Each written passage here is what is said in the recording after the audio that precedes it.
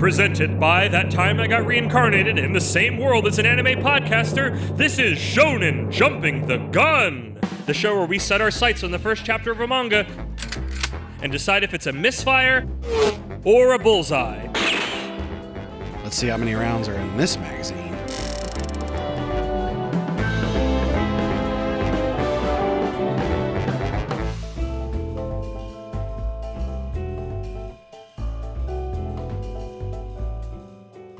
On today's episode, get your boobs and butts in gear. Oh, whoa. Huh, come on. What? No. You can't. Not that way. No, come on.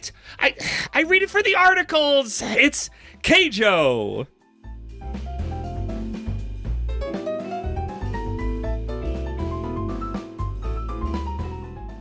Whether on land, sea, or air, I am an unshakable beast of booty-bopping braggadocio, Moxie the Yeen, here with my bodacious bikini beach bod co-host, Isekai Sensei-Sama, Brad. Brad, how you doing? This is really tight.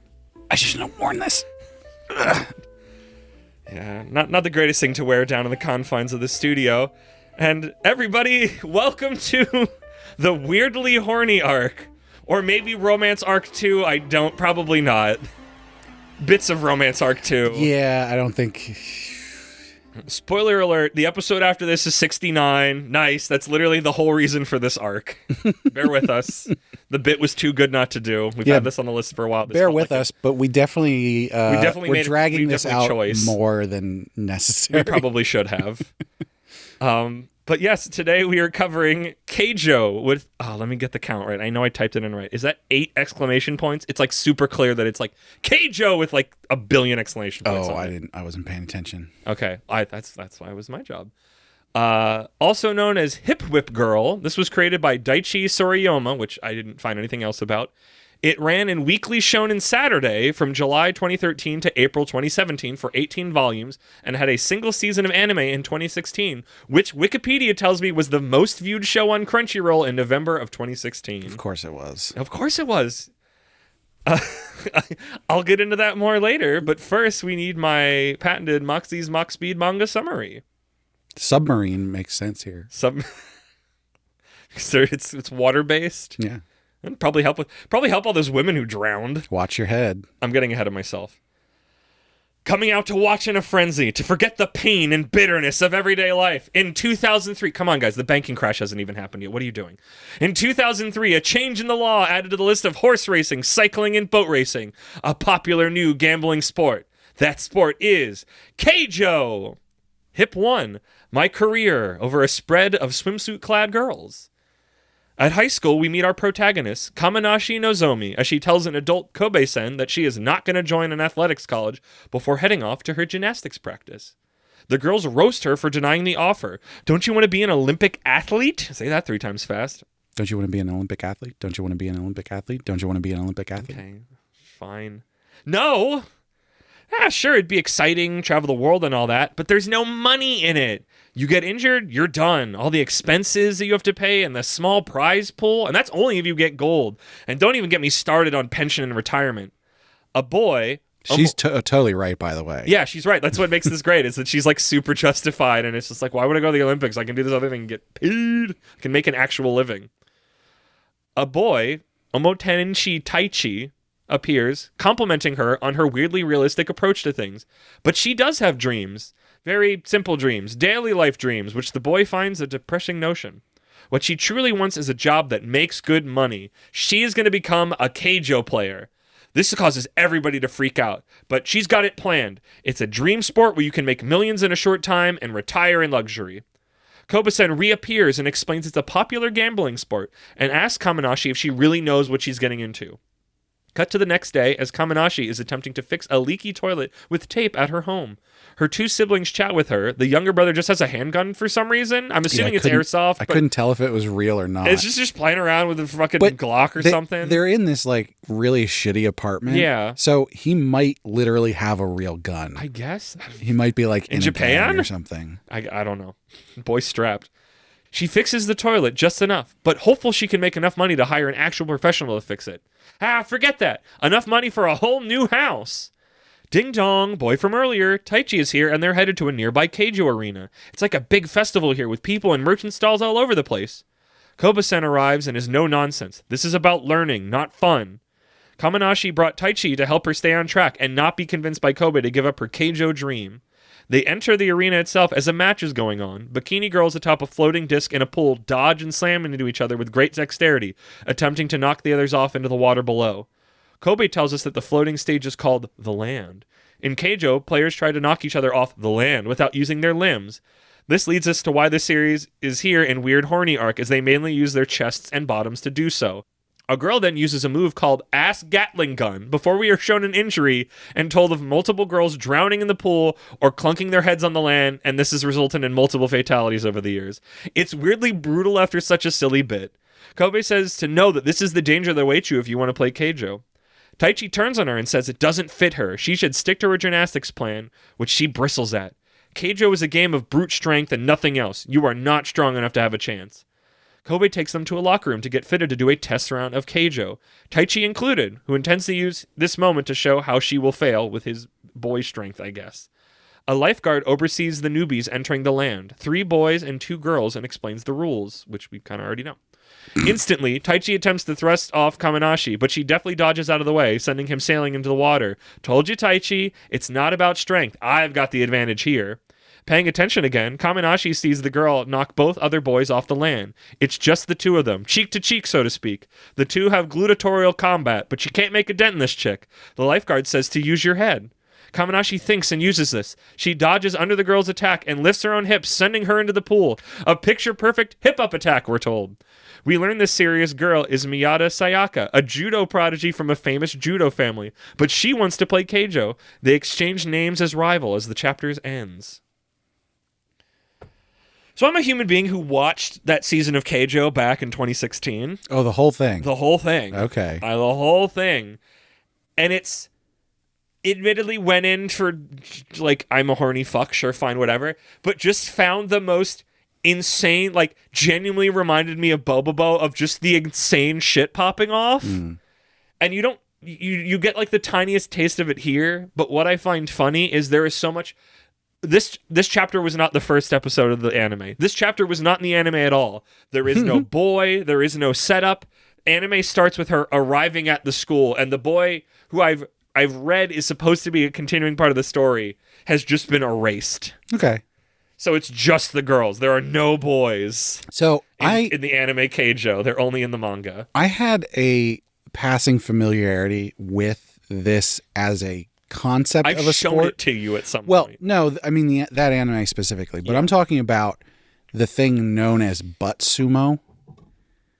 Oh, which is what this is. Yeah. But I've always seen it in other things in a more limited capacity. It's like, oh, we're having, a festival or something, and they have this event that goes on. It's not like an actual sport, ongoing sport. I'm pretty sure it's a mini game and a Dead or Alive game. Yeah. I'm sure. So I had the concept of what this was. And then I don't know when that was we had talked about it, and you showed me like that one episode. I like further on where they're like they're on like a the land is like Himeji Castle and it's sinking into the water and people are pulling out like literal god named moves and it's insane. And so this is on a level like because butt sumo itself is a weird concept, right? Yeah, it's silly. And it's like silly and you really sexy and you're horny and literally whatever. just doing this to see women in bikinis bumping their butts together. That's all it's for. Yes. And what this is doing is taking that to such an extreme. Yes.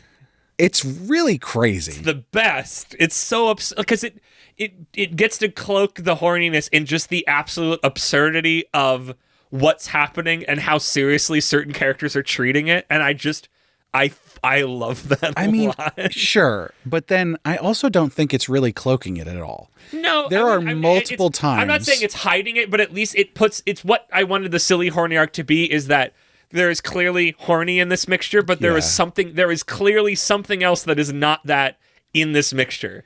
And it is not meant to cloak the horny, but it is at least going, it is genuinely the bit that I did in the opening intro. Like, there is articles here besides the pictures. Sure.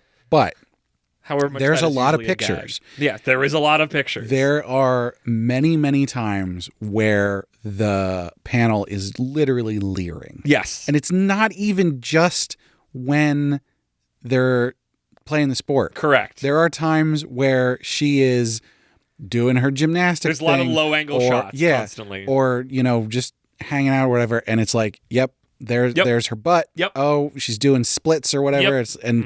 There's one point, and this makes more sense because it's during the actual match when you sort of expect it to be more leery. Yeah. But they're like directly having a confrontation with their butts. Yeah. And the shot is from below. Yes. And I'm just like, yes. Okay. Yes. This is why I live in a glass house, Brad. I can't throw stones, but I throw stones anyways. I don't know how much we've gone over this before. I mean, I obviously like romance. Yes. In manga and manhwa. And I don't mind the occasional horniness here or there. Some leering and that kind of stuff. But like for the most part, even in series that I read that are like extremely horny, I sort of don't care about the horny parts of it. 'Cause like I'm the kind of person who, when I'm horny, I look at actual porn. So when I'm you don't like as opposed to me, you do not like quote unquote mixed drinks in this context. You do not like to mix them at any level. I know there's other things we've talked about that you've displayed, maybe not necessarily uncomfortableness, but of just a sensation of why is this here? I feel like that has come up when we've watched Dan to Dan of why is this here? And I'm somebody who's like, I like it integrated, I like it being a part of it. It makes me feel like I get more out of it. In a multitude of ways, not just the horny way, admittedly, but like I like that. It's why I like this, that there's other things like I was surprised at the level of pathos of chapter 1 of Keijo. Because like I like the idea. It's like, yeah, I'm on track to be in the gymnastics program. I could go to the Olympics. I'm just really that good. But like, I'm not going to go do that because that is not going to make me money. I come from a poor house. I don't even know if she has parents because I don't think they show up. You only see her younger siblings. Yeah. Like, I think she might be. I want to say I remember maybe from the anime, if they even got to exist at all, that it's like she's sending the money she's making or something. I don't remember particularly. It's been many years. But like, I was surprised how much this wasn't just 100% about the horny. You know what's funny? I know you don't like that, but I enjoyed the ability to pretend in little bits and pieces between the leering that I'm like, we're doing something else. We're actually telling a story. It's funny that you mentioned and building structures. The whole thing about like, oh yeah, she could be an Olympic athlete, but she's going to be more realistic and do this thing to make money. Because I'm going to hold this directly up against Blue Box. Okay. Where both of them are like, we are going to go, we're going to compete, we're going to be in the nationals and Olympics or whatever. Yeah. And like, we hold that up as like, oh, look, they're so strong and they know what they want and everything. They're and then we look at this and we're like, oh yeah, she's great because she's not chasing some unrealistic thing that won't make her money. It grounded it really well. When you got to pay the bills, if you're not coming from a moneyed household, when you're not coming from a moneyed household, it's harder to get into that stuff. And I'm not saying don't do it and don't have those dreams, but it was just like, it was fun having a moment of smacking you with like the reality of like, yeah, it's super expensive to be one of these athletes. And I'm glad they exist. And I think it's important to have them, but it's like, if you're hurting financially, it's harder to do that. You know, I think that was a fun way of like grounding it as we get into like what I can't believe I'm talking about like grounded motivations in this. Like that's what I'm so tickled by this for any number of reasons, Fred. I will give this some credit. There's a series we're going to be covering in a couple episodes within this arc that when you hold it up against this feels much less like just a vehicle for horniness. It is, but it doesn't feel, it genuinely feels like, no, there's articles in this magazine and they're genuinely good articles that I read. But yeah, that other one is the flimsiest excuse to do the thing they want to do. This is Playboy and that's Hustler. Yes, 100%. And I guess what I don't know how to Google search that, but it's like that was on, I mean, it's what I wanted more in Weirdly Horny of there are articles here too, or at least slightly less flimsy of like, we're doing the horny, but here's my flimsy excuse of why we're having this weird scenario. Yeah. But hopefully I would hope if I could ever find another one that was like Keijo of like, here's our structure of why we're doing this. Honestly, there was a time that, and it's not in the arc, spoiler alert, when I was pitching ideas for this, I was really tempted to put Grappler Baki in this, because Grappler Baki I don't think is directly horny, but if you've ever seen those drawings, like there's just something just undulating meat in those that just feels just some base human like lizard brain horny with those things in a way that I don't quite fully parse in a way I'm slightly afeared of. Maybe we should have done that, because I mean, some spoiler alert here, but like it was really hard finding series to fit in here. Yeah. Because it's sort of like they're either weird or they're horny. And there's not a whole lot of series that have an overlap here. At least in a way that we could find them, or I could express to other humans what I was looking for. This is the sort of specific wavelength of what I was looking for. So, but yeah. Where do you think, I mean, I guess I know things and you know things by extension of where this goes. Yeah, it's a little bit cheating. She's going to become a professional. Well, I only know she makes it to the school. Like, I don't know. I'm assuming it keeps going after that. I'm assuming, I would think she gets out of the school at some point. Oh, was that a school? I thought that was a professional event that she was in. No, the anime, she goes to, like, the academy for it. Oh. So that she can meet a bunch of the other people. Like, she goes with the judo girl. This has a fucking academy arc in it. What the fuck? It is an academy. That's all. I mean, at least that's what season 1 of the anime was. I don't know if they would ever have made a second season, that it still would have been there. It is kind of weird that it never got a second season for how popular it was. Even I guess nobody just wanted to talk about it. Everybody got what they needed out of the first season. Not me, buddy. Not me, buddy. You know, you can just find pictures of girls in bikinis on the internet, I need right? context. I need emotional resonance, Brad. I'm not a caveman. We've got tastes. I guess I'm a caveman. Yeah, you're good. You get to live a lot easier than I do. What do you want more of and less of? I mean, this is stupid to say. I want less of the horny stuff. Yeah. Admittedly, I did like the story that they were going with here. That's what I wanted to go for. There's an interesting thing going on. Was there something enough there? If there was not all of the horny leering, was there something there? And I would make the argument of yes. Am I happy the leering is there? I'm honest, yes. Would I be sad if it was gone and not read it? Really, yes. I will admit to that. But like the way that I'm glad it has a structure. The way that I read these, I think I would have gotten the same thing out of it if it didn't have all those leering shots in it. I want more. In a weird, messed up way, this could have gone in Sports Arc. I wouldn't have done that. Yeah. Unless, I mean, I guess there's a different timeline. We don't do weird horny. We just do weird sports. Well, if this goes in if we were just coming off of the Sports Arc, this would be a bridge. This would have been a bonus to bridge the next to this. one. Yeah, I like that. But no, I liked it. I liked that the boy was very protag-kun, but he wasn't an entire paper cutout. Like, he wasn't just a stan, and I appreciated that. Yeah, he wasn't he's just wrong. Oh my gosh, Kamanashi. He's wrong, but he genuinely cares about her. Yeah. There was a good relationship there, which I was surprised about. Yeah, exactly. Like, he wasn't just a paper cutout. Yeah. He's super good. We're going to meet some paper cutouts in this arc, guys and otherwise. But, like, it was just oddly refreshing. Again, as someone who did not experience him in the anime, because he just isn't there. He's been removed. There are no boys here. We're maximum goon zone in the anime. Can't have any pathos there. Which is so funny to me. If you, everybody watching this on Crunchyroll, you're already on the internet.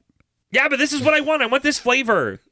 Gosh darn it, Brad. Again, come back to it. Such a caveman. Sometimes you mix and match. I can understand this for, the audience of Japanese teen boys, where it's like, oh, I'm reading this and it's naughty, but like I'm allowed to because it's in this manga magazine. But like when you're watching it on Crunchyroll, it's like, just go look at some porn. No. Stop being simpleton. Basic. Yeah, basic.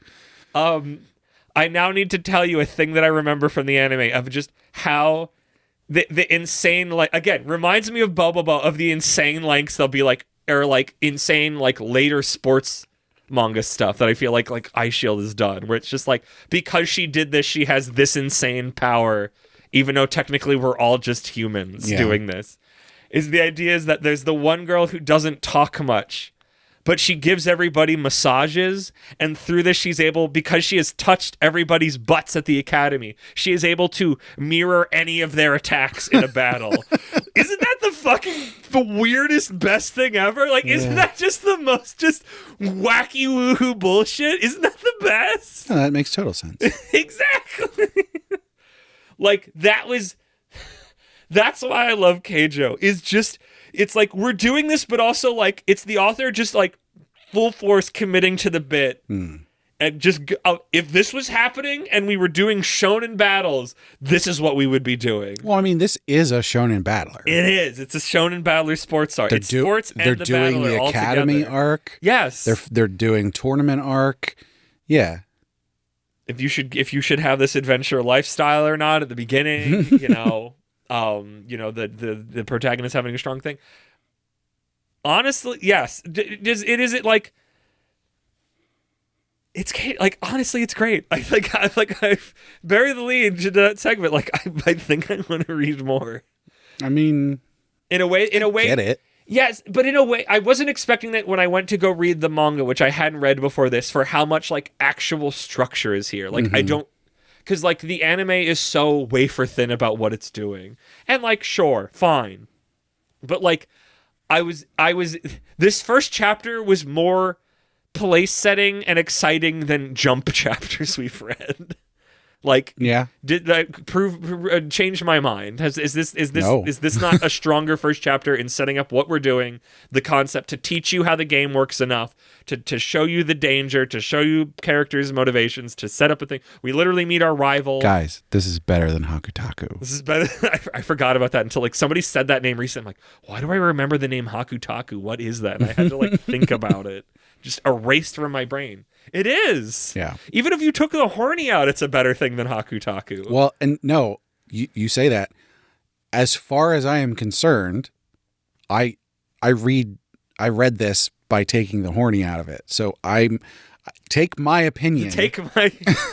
This was an actual. There are two wolves inside of you. One of them is taking the horny out. One of them is not. And both wolves love Keijo. Okay, love is maybe a strong word. Both wolves like Keijo. I don't want to put words into your mouth.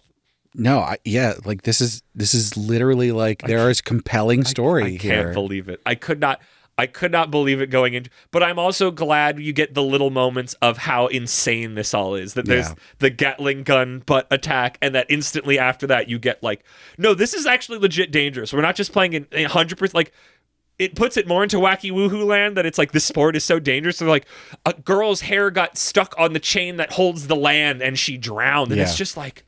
By the way, I think you glossed over this in your summary, but the teacher who took them there. Oh yeah, I glossed over. Like he's like gambling. Clearly a fan. Like he is a part of it. But like in the beginning, he's playing, so serious, and he's like, you can't. You first, he's playing that, the tough face of it, but it's like, oh no, he's into this. He's like, they make a point of like, I don't remember if I put in the summary of just like, this isn't like a gymnastics, competition. Like there's just a bunch of old dudes here. Yeah. Which is just like, yeah, honestly, if that's who I guess that's who they're doing the gambling things, who's got the time to go see this and ogling. I think there was there something about they started allowing gambling for it? Like, I guess only certain things are allowed to be gambled on. Like, it was already a sport that was, because they make a point of like horse racing and boat racing, which is such, like, I've only ever heard of boat racing in Japan. So strange. So I'm curious to learn about boat racing here. We have boat racing here? Yeah. Haven't you ever seen those shallow pools that are like, but that people specifically gamble on, I guess. I mean, people gamble on everything. Yeah, but that it's like a thing, like that it's like a structure in society that we know that it's like in the way, because it's like we know it's like, oh yeah, people bet on horse racing, but like I've never run into people betting on specifically on boat racing in the way that I've run into it so many times in like anime and manga. If you go to, so we live near Hollywood Casino, right? Yeah. If you go to the horse track there, I've seen it. They have gambling for everything there. Yeah, I'm sure. So I've just never seen boat racing before. Like I know people gamble on everything, but not like as like a structure in the way that we like that you think about horse betting. I don't know. Regardless, Japan loves. I mean, everybody loves gambling. Belatro's doing gangbusters. I don't. I gambled on crane games this weekend and was like, this is why I shouldn't go to casinos and they're icky. The last time I was at a casino was Hollywood Casino. Yep. I went in. I put, I think, $25 on one of those stupid cards. Yeah. I lost $25 in a slot machine, and I left. Smart. I was there for a banquet, and I got lost trying to find the room because there's supposed to be inscrutable mazes. And then I was like, I don't like being here. I wish to leave as fast as I could. I think that was like 8 years ago do more. you have any closing marks before we get into Thinky Thinks Feely Feels and the whatnot? Well, we should definitely talk about the art, Yes. which felt fine. It's doing its thing. It's first of all, I mean, commendable. It's not bad. Yes, correct. But it's that fairly generic. It's style, not amazing. It's got like a little thing to it. Oh man, personality wise, that's something I should talk about. Our protagonist, where she comes from, she's from Kansai or something, because she's got big, at least in the localization I read, she's got big Southern accent to capture that, and I appreciate having a female lead who's got the hick accent. I like it. I liked that, and I like the localization got that flavor in it, because I think I vaguely remember that vibe from the anime. But yeah, the art is it's solid, it's good, it does what it needs to do when it needs to do it. The author knows how to draw the thing that he be drawn. I guess I'll put it here because I don't know where else to put it, because I don't think it fits in the other things. Honestly, I know when I guess it would have been after I watched it. Honestly, no jokes, no thrills, no bits. Roller derby is akin to Keijo because it's literally except instead of it being in a pool with bikinis, it is girls on skates. Where it's like you can't use your arm and limbs. Short you shorts. can't kick. Also, sometimes short shorts and fishnets. Like Tank tops. yeah, but it's like genuinely, it's like that sport exists in a slightly less dangerous fashion because it's literally just like by virtue of the rule set, they genuinely have to hip whip into their opponents, and it's like. Please don't be horny to those women and otherwises. Like, don't do that. But also, just like, it's wild that it's just like I think you can be horny to them, just not outwardly. a little bit. Yeah, You can go there and watch and enjoy it. Yeah, there's a sport. There's an actual sport that is But compelling don't to watch and is sexually exciting. harass people. Exactly. There you go. That's just I know don't these do people. that anywhere. I know these people, so I feel a I little guess extra. strip club I can't you're just- allowed to do that to Whatever. some extent. Strange. Where's my strip club show? But not strip club. Not Shonen. Where's my strip club Senin battler? Yeah, right. That's okay. Getting Is distracted. that Akiba Maid Wars? No, because Akiba Maid Wars is super not horny. Oh, okay. Akiba Maid Wars is just a Yakuza story. Those skirts are pretty short though. They never sexualize them. They never get upskirted. Even when they're climbing up things, they never get upskirted. I love it. I'm so proud of them. Yeah, I know. Because that's not that was a story that wasn't about it, and I didn't want it there because it's not a story about that. Brad, what are your thinky thinks and feels on Keijo with 8 exclamation points? I wish we had something between good and great, You can put spin on it. because that's where I would put this in terms of my thoughts. Okay. Like, I think the execution was done really well. I think they didn't, maybe a little bit, for the most part, they didn't go too far with the horniness. It felt balanced and balanced. It felt right. You gotta have good balance to play Keijo, Brad. So I to that end, like, I don't think I can put it completely within great on terms of like technical merit and everything. I respect but like, that. like it's better than good. Yeah. So, yeah, So that's your my thoughts. thoughts. What's your feelings? It's good. Yeah. It's just plain good. Yeah. It's like Good. Good parentheses standard. I didn't not enjoy reading it, but also like I don't really care. That's fine. That's fine. Honestly, I think and feel this is great, and maybe I don't know. I mean, I guess I don't know how I would have even known about it, but I'd be curious to know how my feelings would have been different if I had not seen the anime at all and didn't have context, but also the bias of coming in of going, wow, that anime gave me like nothing for like the pathos of like why people like. No, I think you'd Like, probably be the same. I It was really beelining do. it, but I think like because it's like when you go into something and you have an expectation of like this is like, I know what I'm coming here for. I'm not expecting anything else. And then it like actively like, oh wow, like character moments and like, wow, the boy like Kanashi or whatever the frag his name is, like, oh, you weren't just a paper cutout Stan, like you were actually a little character, even if you're just the boy that's there. Like I didn't have expectations, and I got to that point, and so I think you're justified. I had some knowledge that they had been removed from the anime, and I was very surprised because I think it's that like, well, she's there, he's in like the nearby, I don't know if it's boys only thing of like, he's developing the lands that they then battle on, which I think is like neat. Like to go back to Blue Box, give your romantic interest partner, though not that I feel literally any sparks between them in this chapter, like genuinely it's like give them two different but parallel things to do, to work on, and then you can follow this or you can follow that, and you can give them away by virtue of Blue Boxes that they are both sports people, they're both athletes, so there's that overlap in that. Here's that's like one's the athlete and one's designing the things for Keijo, and because it's not like a regulated sport, it's like you can do wacky things with the land. It's not just like, here's the soccer field, it's the soccer field, it doesn't change. It's like, here's this wacky thing now that we're on. Here's this like weird balance beam trident thingy. Here's freaking Himeji Castle. Here's this, that, and the other thing.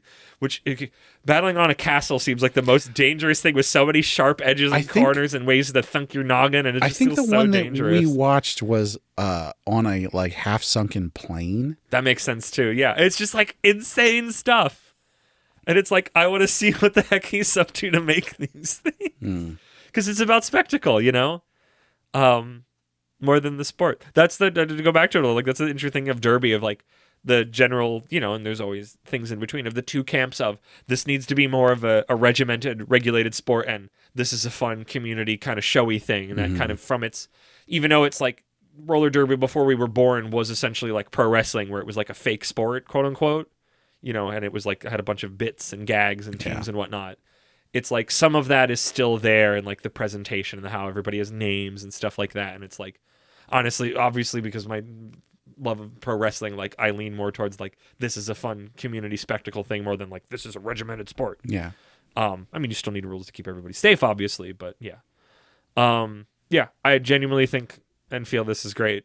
I'm so impressed by Keijo, this thing that I'm like, oh no, there's articles, and it's like there is articles in I think there's also boobs and butts, but there are articles. Even if this isn't your thing, if you don't quite enjoy it, I think there's merit to this. There's a level of artifice. There are degenerates to look down upon, and honestly, yeah. There's something we're going to read that I was into that it's like, you are free to look down upon me for, but for Keijo, at least for chapter 1, we're staying above bar for the most part. There's like I'm very impressed by there's a certain level of respect you need to give this just because of how well it's put together. I'm very surprised by that. Yes. Would you buy it? Nah. I had a feeling. I would buy it. I think I'm going to. I don't know if it's actually officially translated in America at all or not. That's a good question. I'd be curious. You should have found out. I should have found out. I'm going to find that now. But I know I'll have means of reading it, and I will probably read it via that until I fall off at some point. But for right now, like I'm genuinely curious to see where it goes and how it compares to what I saw in the anime, knowing the anime was so different. I do not think we need to high noon. Nah. So with that, everybody, welcome to the Weirdly Horny arc. It only gets more rocky from here, so strap in and good luck. And Brad, hit me with them plugs. Yeah, well, as always, we want to thank Sugoi Mart. I guess we'll do the ad spot for this one, although this is a little on the some of those future ones, maybe not on the line. But yeah, Sugoi Mart's a retailer of Japanese snacks, drinks, toys, and merch. They got all kinds of cool stuff you can't get outside Japan. Our listeners can click the link in the description or use code APR15 to get 15% off their first order. And we want to hear from you, so hit us up on social media, which you can find links for on our website, animepodcasterreincarnation.com. Discord's the best way to chat with us, so come hang out with us there. Don't forget to check out our Patreon, where our supporters get perks like bonus episodes, getting the high-quality stereo version of the podcast early, and getting to vote on what we cover on heroin addiction. And of course, we have to shout out our patrons. So first and foremost, at our noble tier, we have our marquee, Sir Cake Dwarf.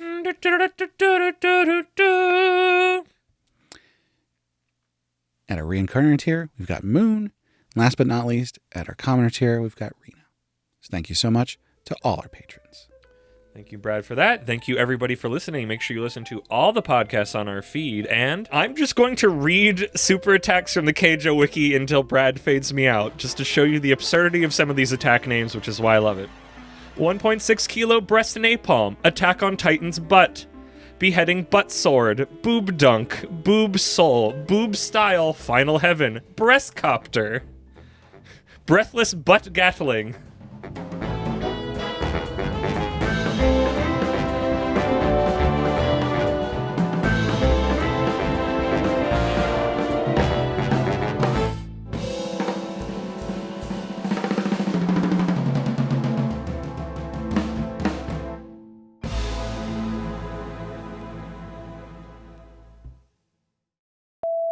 So I'm going to go on today's episode, and then I'm just going to, like, start, I'm going to do a little sentence leading, and just at any point cut me off in there and do, like, just be really disappointed with me. It should be easy for you. Don't you want to be an Olympic athlete? Blah, blah, blah, blah. An Olympic athlete. Olympic athlete. Thank you, Brad, for that. Thank you, everybody, for listening. Make sure you listen to all the podcasts on our feed, and I'm actually going to blow my nose before I do this, because I need to be able to talk. Do ba do ba do ba do ba do ba do ba do boo boo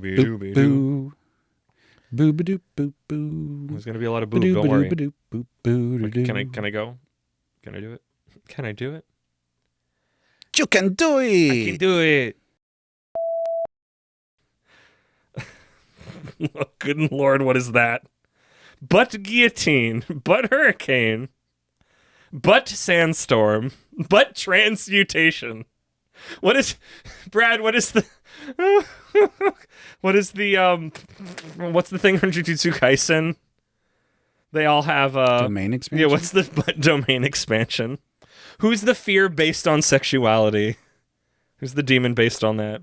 Chainsaw hip, speaking of. Demon butt hammer strike. Depth charge cherry blossom butt. Double butt bridge. Dump butt roll. Electronic hip. Exploding boob sniper? You should talk to a doctor about that. Flame prison of red pile piper. Full strength, full power vacuum butt cannon. I had to look this up. Attack on Titans actually started in 2009. So at some point they that might have just been a localization. Well, because when you said that one, I was like, wait a minute. These don't match up. Why would this series is old enough? They shouldn't have Attack on Titan stuff, but no, Attack on Titan's been around for a long time. Killing method battleship butt. Okay, I'm done. I just love big silly move names, honestly. I'm very simple in that regard. Free me from this prison, Brian. Let's knock this other one out. There was something that we didn't talk about, which is the fact that, like, she's 17. I wanted to float over that. It seems hard. like most of them are young. I've chosen to float. Yeah. That's always the danger with these ones, isn't it? Yep. And I love that it's, like, so dangly there. It's just like, you're almost there. Just let it be your birthday when you go to the academy. Let it be everybody's birthday. I wonder, like, we obviously have this thing in Western countries, I guess mostly just the U.S., where it's like, oh, it's 18. 18's the level. It wasn't always 18 in America. Not to say that it's I'm not. But a lot of other countries are younger, and I think Japan is 16. Mm-hmm. And so it's so weird. It seems like the laws themselves are the thing that dictate our morality around it. Yeah, we're like, oh, you drink at 21, but that's just super not what it is in Europe. Yeah. But even to that extent, like, I don't, like, in real life, I would not, I'm married, but hypothetically, I would not pursue a romantic relationship with anyone that's more than, like, 10 years younger than me. you are not what the law is protecting them from. Right. But when we look at fiction, when we are looking at media or whatever, that's not something that I care about. I'm just like, oh, that's a beautiful woman. Because this is a character right? written by an adult, and sometimes that can make things ickier, and sometimes, depending on context, I feel like, and how you come into it then. But yeah, because they're not, right. that mentally young, and they're also just here on the thing, and you also, by virtue of usually in a manga, you can hear their inner monologue to see where they're at. Yeah, I just find it interesting because, like, when I read a younger teenager in any of these manga, and they're in a sexualized situation or whatever, knowing that they're 14 or whatever makes me uncomfortable. Yes, but if I don't know they're 14 and I'm looking at them and it's like, oh, they're beautiful, like, and they I'm look attracted of to age them. enough, right? And so I don't know. It's just a weird thought that I had of like, it's so much the law that is sort of shaping our morals around it. Of where but I feel like we always talk, like, it's a good conversation, but I feel like there's a certain talk in circle of it. But I do think you're right to an extent.